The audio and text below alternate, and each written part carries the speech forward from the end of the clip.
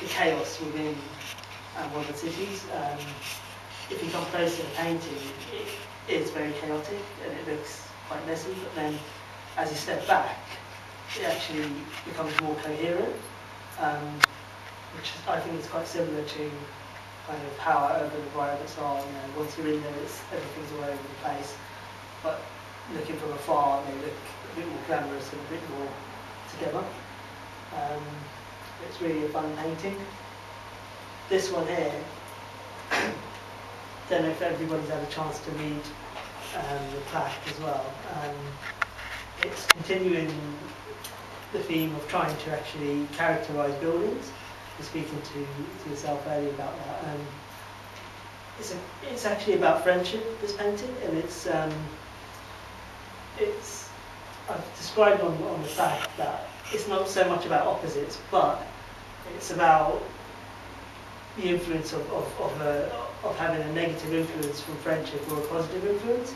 So this character here, if you like, is creating a negative influence on the others. So this one here is kind of being influenced and leaning towards this other character, and that's where the darkness comes from.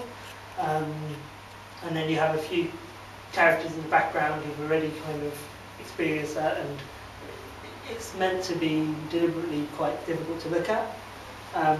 It's not supposed to be easy on the eye, and techniques I've tried to use have tried to kind of convey that with the darkness and the layers, and layer after layer to build up a picture. Tried to keep this side of things a bit more positive. Yeah, that's what that's about. This one here, I don't know if you can all see it from that far. It's a similar theme of actually taking, you know, a human relationship, if you like, trying to create it within a cityscape, and it's based on really companionship. And it's called Garments because there's actually, from my background being a Muslim and Arab or what have you, we have a kind of saying whereby a woman and a man are garments for each other. They're there to protect one another and support each other. And that's what this is trying to say. You have, again, two main characters here, and you could call them offspring or whatever they are in the background. That again, I'm interested in textures and layers and moving beyond the apparent.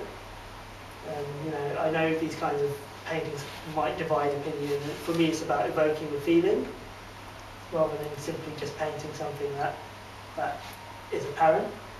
Don't want to take too much of the time. There's a series of sketches here, which is very, very different. They're mainly to do with self-development and improving as an artist. I find that the more you sketch, the better your paintings become, I guess. They're mainly on the tube and on the trains and just observing people and picking up a pen and just...